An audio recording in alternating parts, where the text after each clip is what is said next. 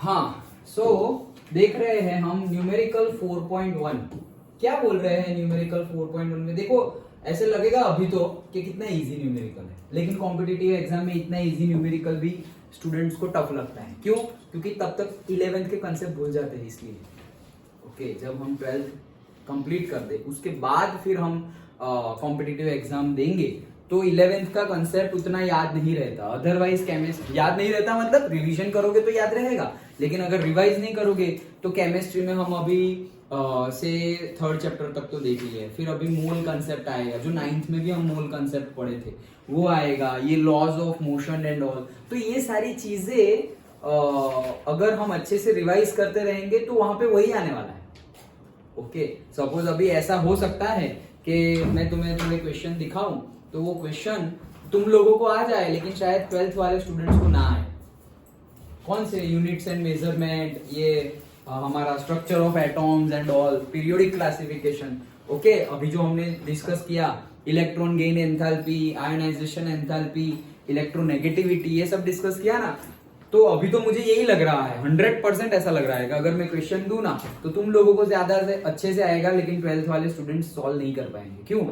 Revise नहीं किया होगा। इसलिए पहले तो कंसेप्ट ही नहीं पता होगा, इलेक्ट्रोनेगेटिविटी भूल गए होंगे, तब तो समझ में आ गया लेकिन भूल गए होंगे। ओके, तो मैं पहले से ही तुम्हें बता दे रहा हूं कि you have to keep continuously revision, means revise. Okay, you have to continuously revise the syllabus. Okay, और if you are preparing for competitive exam, अगर प्रिपेयर नहीं कर रहे हो तो फिर तुम 11th का 11th में करो, फिर 12th का 12th में। But if you are preparing and if you are planning or say wish to prepare in future also, कि सपोज बाद में भी अगर हम प्रिपेयर करें तो फिर तुम्हें सब कुछ रिवाइज करते रहना पड़ेगा। ओके, भूल गए तो चलेगा नहीं। ओके, हाँ, तो चलो मैं बता रहा था कि again easy example, but concept याद रखना और कंसेप्ट समझना इंपॉर्टेंट है। क्या बोल रहे हैं एग्जांपल 4.1 में? An astronaut accidentally get separated out of his small spaceship accelerating in interstellar space at a constant rate of 100 metre per second square. मतलब ये क्या गिवन है बताओ तो, क्या गिवन है? एक्सीलरेशन। क्यों, कैसे पता चला? ऐसा तो लिखा नहीं है। यूनिट से पता चला, मीटर पर सेकेंड स्क्वायर। तो यूनिट से पता चला कि ये क्या गिवन है? एक्सीलरेशन गिवन है। वैसे यहाँ लिखा हुआ था स्मॉल स्पेसशिप एक्सेलरेटिंग, ये तो स्पेसशिप का एक्सेलरेशन गिवन है। मतलब कि हमारे पास कोई स्पेसशिप है। कैसा आता है स्पेसशिप? स्पेसशिप तो ऐसे अब सॉसर शेप का आता है और उसमें से जादू निकलता है। ओके, सो कोई स्पेसशिप है, उसका एक्सेलरेशन गिवन है हमें। क्या गिवन है? एक्सेलरेशन से 100 मीटर पर सेकेंड स्क्वायर। अब देखो कितना खतरनाक केस हो गया ये एस्ट्रोनॉट के साथ कि बेचारा गलती से बाहर निकल गया। सोचो अगर हमारे साथ ऐसा कुछ हो तो गए काम से। क्यों गए काम से? क्योंकि बाहर निकल गए तो यहां पर तो बाहर निकलोगे तो तुम एटमॉस्फेयर में नीचे आओगे। अगर तुम सपोज हेलीकॉप्टर में जा रहे हो, प्लेन में जा रहे हो, और अगर गलती से बाहर निकले तो तुम नीचे ही आओगे, वहां पे तो नीचे भी नहीं आओगे। क्यों? ग्रेविटी नहीं है। ओके, सो बहुत डेंजरस सिनारियो है। ठीक है, तो क्या बोल क्या रहे हैं? What is the acceleration of the astronaut the instant after he is outside the spaceship. कि भाई जब वो स्पेसशिप के बाहर निकल गया, एक्सीडेंटली निकल गया, तो स्पेसशिप के बाहर निकल गया तो उसका एक्सेलरेशन क्या होगा? ये किसका है भाई? ये स्पेसशिप का एक्सेलरेशन है। किसका है? स्पेसशिप का एक्सेलरेशन हमें गिवन है। हमें गिवन है स्पेसशिप का एक्सेलरेशन। अब बोल रहे हैं कि वो बाहर आ गया तो उसका एक्सेलरेशन क्या होगा, ऐसा ये क्वेश्चन है। अच्छा, आगे क्या है? Assume that there are no nearby stars to exert gravitational force on him.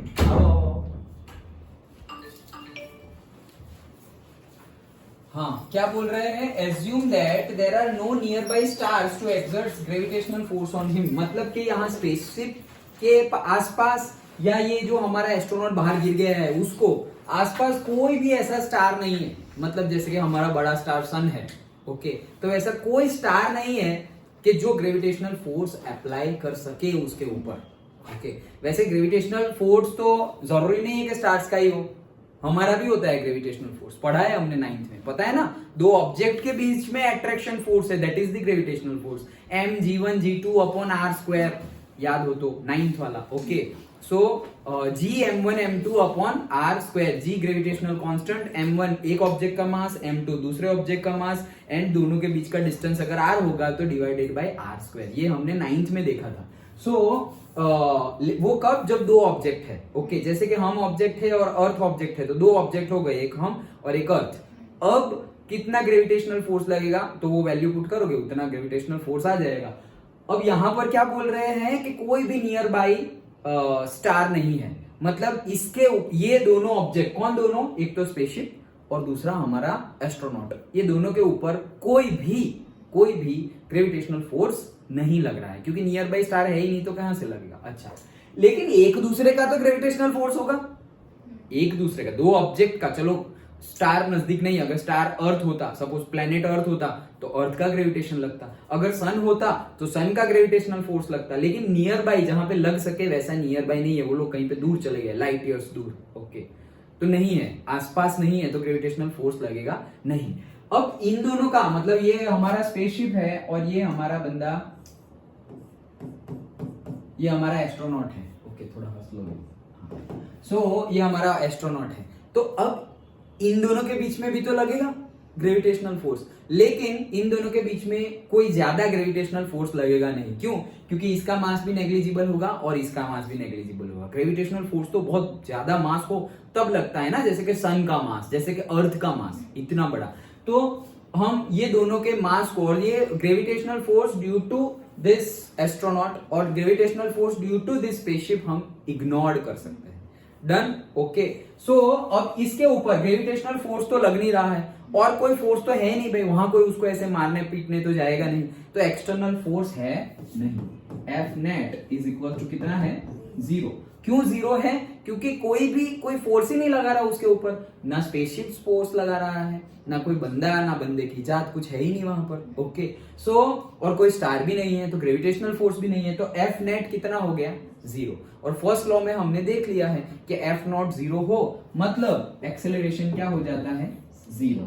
तो हमारे एस्ट्रोनॉट पे एफ नेट 0 है, तो उसका एक्सेलरेशन भी क्या होगा, 0 metre per second square, that's it. यही आंसर, यहां पे भी देखो, अब कितना इजी लग रहा है ना, तो मैं वो बोला वही कि स्टूडेंट को ये भी फिर सपोज कॉम्पिटिटिव एग्जाम में थोड़ा टफ लगता है, क्यों, फर्स्ट लॉ ही भूल गए इसलिए टफ लगता है, और फर्स्ट लॉ में सिर्फ लॉ ऑफ इनर्शिया ही याद रख लिया, अरे नहीं, ये भी है न्यूटन का फर्स्ट लॉ ऑफ इनर्शिया को तो बेस लिया था उन्होंने, अंडरस्टूड, ओके, समझ में आ गया।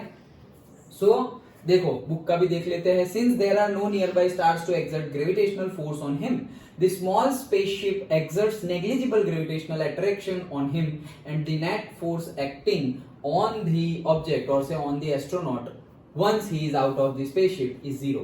By the first law of motion, the acceleration of the astronaut is 0. Simple, मतलब इन शॉर्ट क्या, हमारा अगर एक्सटर्नल फोर्स 0 है तो एक्सेलरेशन क्या हो जाएगा, 0। डन, ओके, तो सिंपल न्यूमेरिकल था हमारा।